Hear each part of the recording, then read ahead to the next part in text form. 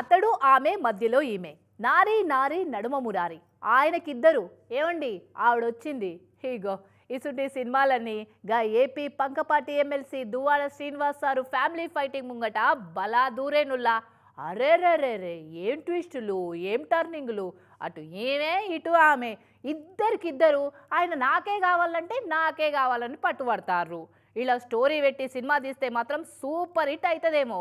ఇంతకు కథ ఏడాదాకా వచ్చిందంటే ఎమ్మెల్సీ దువ్వాడ సీన్ సారోళ్ళ ఫ్యామిలీ డ్రామా దుమ్ము లేపుతుందిగా 3 రోజులు సంది. Talk of the Telugu states అన్నట్టు నడుస్తుంది. మొదలేమో మా డాడీ మాకు కావాలి, మమ్మీని కాదని ఎవరితోనే ఉంటుండు అని దువ్వాడ సీన్ సారోళ్ళ బిడ్డలు ఇద్దరు టెక్కలిలున్న ఇంటి బయట కార్ల నైట్ అంతా కలుస్తందుకు ఎదురు చూసిరు మొన్న. కానీ ఎవ్వరు బయటికి రాలే. ఎమ్మెల్సీ సారు ఫోన్ కూడా లేపలేదట. ఇక తెల్లారి తల్లి బిడ్డలు ఇద్దరు కలిసి వచ్చిర్రు, కానీ లోపలికి రానియలే.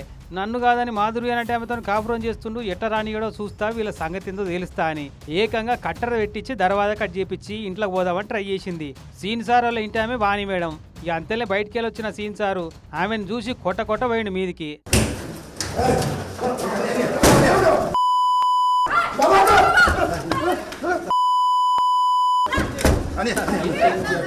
పోలీసు వాళ్ళండి ఆగబట్టి ఇంట్లోకి పంపిర్రు. ఇటు వీళ్ళు అటు ఎమ్మెల్సీ సీన్ సార్ ఇద్దరికిద్దరు ఒకరి మీద ఇంకోళ్ళు కంప్లైంట్ ఇచ్చుకున్నారు పోలీసు వాళ్ళకు. తల్లి బిడ్డలు ఇద్దరు తెలందాకా బయటనే ఉన్నారు.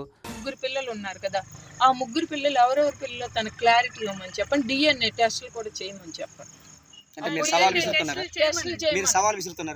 డిఎన్ఏ టెస్టులు తన పిల్లలు ఎవరితో పుట్టారు అనేది, దాని క్యారెక్టర్ ఎలాంటిది అనేది మేము బ్లేమ్ చేయడం కాదు, టెస్టులు చేయమన్నాడు. టెస్టులు చేస్తే రిజల్ట్ వస్తుంది కదా. ఇక వీళ్ళిద్దరి నడుమ పంచాయతీకి కారణమైన మెయిన్ క్యారెక్టర్ దివ్వెల మాధురి సీన్లకి ఎంట్రీ ఇచ్చింది. నన్ను ఆ వాణియే పార్టీలకు గుంజుకొచ్చింది. ఆ వాణియే శ్రీనివాస్ కు పరిచయం చేసింది. నన్ను వాడుకుంది అని ఈమె చెప్పామాట.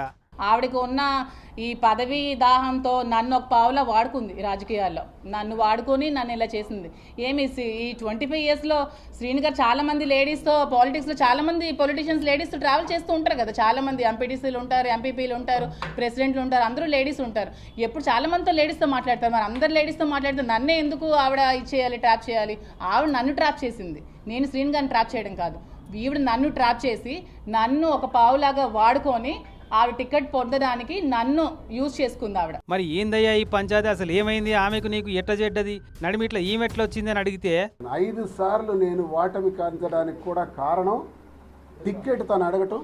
టికెట్ రానప్పుడు నువ్వు ఎలా గెలుస్తావో చూస్తానని 10 రోజుల ముందో 15 రోజుల ముందో నాకు అనటం. ఏదో గొడవ పెట్టుకుని నువ్వు ఎలా గెలుస్తావో చూస్తానంటే ఇంట్లోనే నాకు ఈ సమస్య ఉంటే ఎంత గెలవని వాడు రచ్చ గెలవని నాకు తెలుసు. ఇంట్లోనే అలా అంటుంటే ఏ ముఖం పెట్టుకొని మీకు వచ్చి నవ్వుకొని ఓటు అడుగుతాను చెప్పండి. ఇవి కూడా భరించాను దైవ సాక్షిగా. నా పుట్టిన బిడ్డలు ఐందిని నవీన ఎంత ప్రేమగా చూసాను. అల్లారు ముద్దుగా ఈ గుండె మీద పెట్టి పోషించి పెంచాను. ఎంతో అద్భుతంగా పెంచాను. పెంచిన పిల్లలకి మీ నాన్న ఇలాంటోడు, మీ నాన్న మంచోడు కాడు, మీ నాన్నకు రాజకీయ వారసత్వం లేదు, రాజకీయ వారసత్వం నాది, డబ్బు నాది, 100,000 ఎకరాలు నావి, నా కుటుంబ నేపథ్యం ఇది, మీ నాన్న ఒక మిడిల్ క్లాస్ వాడు, మీ నాన్నకి ఏమీ లేదు అని ఇట్లా పిల్లల మైండ్లో ఈసం ఎక్కించిందట సారోళ్ళ ఇంటి ఆమె వాణి మేడం. ఇంత జరిగినాక ఇక ఈయనతో ఉండే ముచ్చట లేదు, మాకు మేమే ఆయనకు ఆయనే అని మొదటి సందున్న వాణి మేడం చెప్తే ఈమె ఏ బట్టి నా బతుకు ఎటుగాకుండా అయింది కాబట్టి ఏది ఏమైనా సరే శ్రీనివాస్ చెయ్యి ఇడిచే ముచ్చటే లేదని మాధురి అనేట ఆమె చెప్పుకొచ్చింది. ఆ వాణి ఏడ ధర్నాకు కూర్చుంటే ఆడనే నేను కూర్చుంటా, ఆమె నా పిల్లల డిఎన్ఏ టెస్ట్ ఏమంటే వాళ్ళ పిల్లల డిఎన్ఏ టెస్ట్ ఇవ్వాలని నేనంట అనేదాకా పోయింది. మరిగా ఇవాళ ఏం కథ అవుతుందో, ఇంకా లాస్ట్కు ఎవరికి ఎవరు తోడవుతారో, ఎవరికి ఎవరు ఎడవస్తారో చూడాలి. కానీ సినిమా స్టోరీని మించే ఉందిలే ఈ రియల్ స్టోరీ.